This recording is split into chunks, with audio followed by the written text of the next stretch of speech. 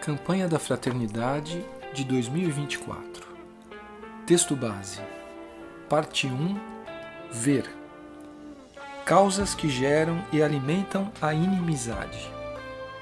64.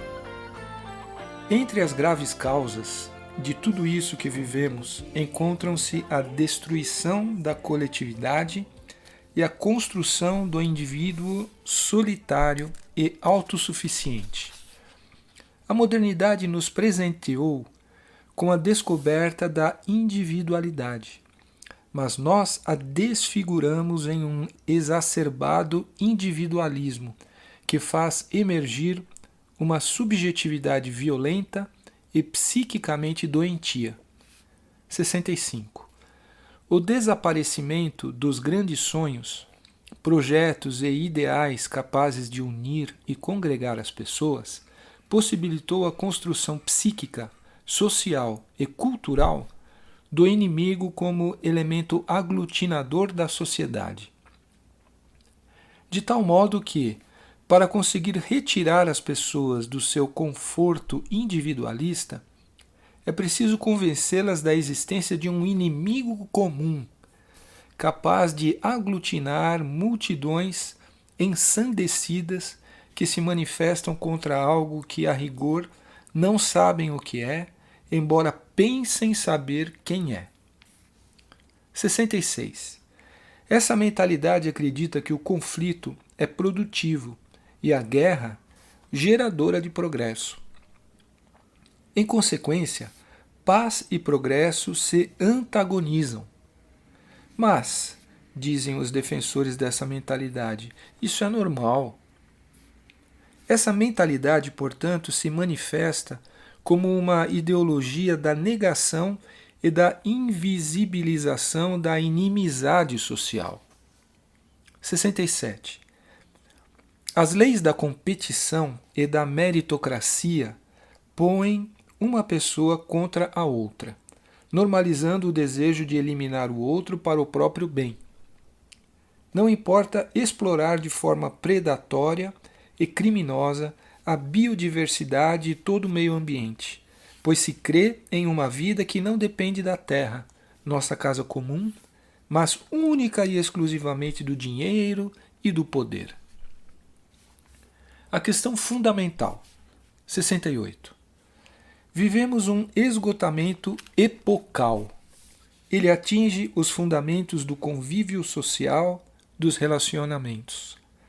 Colocamos tanto peso sobre o indivíduo que acabamos por cair em um crescente hiperindividualismo.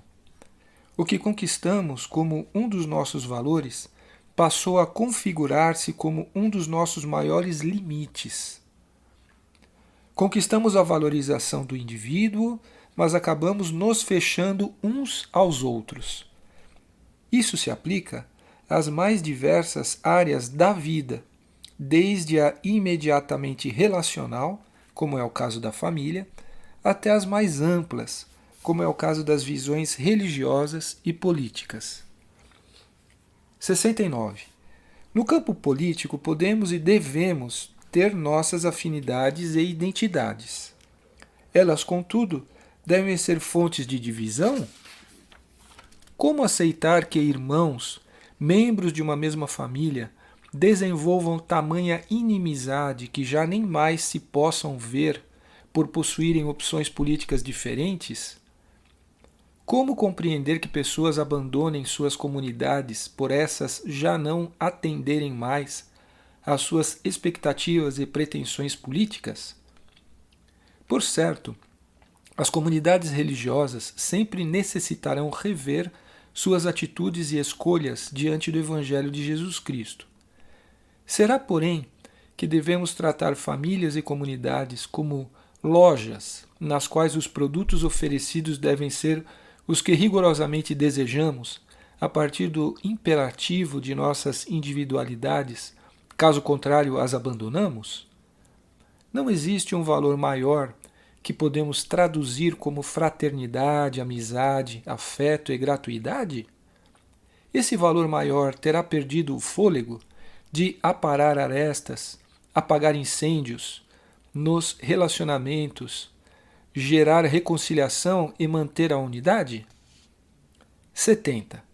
Há muito por fazer no mundo. Há muito por transformar no Brasil. São desafios sociais. São causas ambientais. E tanto em um aspecto quanto em outro, são seres humanos sofrendo situações profundamente interligadas que pedem de nós um esforço único. Foi isso que o Papa Francisco indicou ao nos alertar de que estas situações provocam gemidos da irmã Terra que se unem aos gemidos dos abandonados do mundo, com um lamento que reclama de nós outro rumo. Laudato Si, número 53. 71. Este é o paradoxo de nosso tempo. Vivemos fisicamente próximos, mas existencialmente distantes. Não buscamos o encontro com o outro, mas buscamos o outro como um espelho que reforce as nossas concepções. Trocamos o relacionamento humano por um outro tipo de relacionamento qualquer, desumano e desumanizador, possessivo, utilitário, que não dá à outra pessoa o direito de ser ela mesma. Tornamo-nos incapazes de nos colocar no lugar do outro, incapazes do que Jesus chama no Evangelho de compaixão, de padecer o sofrimento alheio, de revolver as próprias entranhas com o sofrimento do próximo, conforme Mateus 9, versículo 36. Vivemos um agudo processo de subjetivação, isto é, a única ótica que importa é a minha. E ignoramos o que o refrão cantado durante o Sínodo da Amazônia nos ensinou. Tudo está interligado como se fôssemos um. Tudo está interligado nessa casa comum. Um tema transversal e um caminho a seguir. 72. Nesse sentido, a campanha da fraternidade deste ano assume como diagnóstico preocupante da realidade e, portanto, como tema para a nossa reflexão e, mais ainda, para a nossa conversão, o que nos alertou o Papa Francisco. Neste mundo que corre sem um rumo comum, respira-se uma atmosfera em que a distância entre a obsessão pelo próprio bem-estar e a felicidade da humanidade partilhada parecem aumentar, até fazer pensar que, entre o indivíduo e a comunidade humana, já esteja em curso um cisma. Fratelli Tutti, número 31. Nesta luta de interesses que nos coloca todos contra todos, em que vencer se torna sinônimo de destruir, como é possível reconhecer o vizinho ou ficar ao lado de quem está caído na estrada? Fratelli Tutti, número 16. 73. Tudo isso nos leva a crer que nossa sociedade padece de uma enfermidade bem específica, a qual podemos denominar como alterofobia, ou seja, medo, rejeição, aversão a tudo aquilo que é outro, tudo o que não sou eu mesmo. A palavra é estranha, mas a situação que ela indica é real, presente e incisiva, dia após dia, alimentando mentalidades e gerando atitudes. A outra pessoa, a outra causa, o outro sonho, o outro esforço, tudo, enfim, que não seja eu mesmo, acaba por se tornar desnecessário, ameaçador, destinado à rejeição e até mesmo à extinção. 74. Por isso é preciso revigorar a consciência de que somos uma única família humana. Não há fronteiras nem barreiras políticas ou sociais que permitam isolar-nos e por isso mesmo também não há espaço para a globalização da indiferença. A tecnologia registra progressos contínuos, mas como seria bom se ao aumento das inovações científicas e tecnológicas correspondesse também uma equidade e uma inclusão social cada vez maiores. Como seria bom se, enquanto descobrimos novos planetas longínquos, também descobríssemos as necessidades do irmão e da irmã que orbitam ao nosso redor. 75.